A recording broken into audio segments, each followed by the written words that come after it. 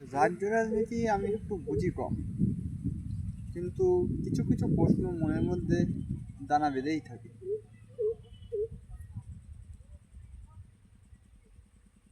কাল যেমন budget pass হলো, মানে 5 তারিখ, 5 জানুয়ারি, এই সরি 5 ফেব্রুয়ারি যে বাজেট পাস হলো, বাজেটে লক্ষ্মী ভাণ্ডারে বাড়ানো হয়েছে 500 টাকা, খুব ভালো কথা। আশা কর্মীদের বাড়ানো হয়েছে 1000 টাকা, ভালো কথা। ডিএ বাড়ানো হয়েছে 4 শতাংশ, ভালো।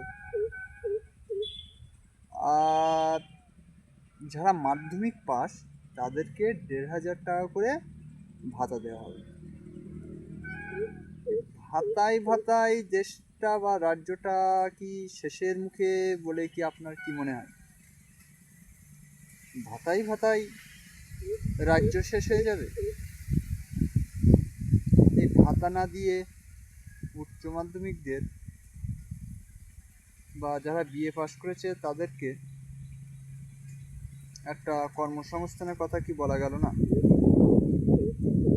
কি একটা শিল্প নিয়ে আসবে, কি একটা কারখানা হবে, সে ঘোষণা কি বাজেটের মধ্যে দেওয়া গেল না?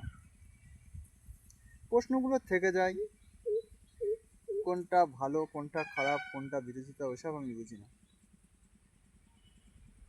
যেসব চাকরি প্রার্থীরা বহুদিন ধরে রাস্তায় অনশন করে বসে আছে, তাদের কি চাকরি ফিরিয়ে দেওয়া গেল না? তারপরে দেখলাম মমতা বন্দ্যোপাধ্যায় এসআইআর নিয়ে সুপ্রিম কোর্টে গেল। অভয়াকাণ্ডে কি সুপ্রিম কোর্টে যেতে পারলেন না? ওয়াকআপ বিল নিয়ে কি সুপ্রিম কোর্টে যেতে পারলেন না?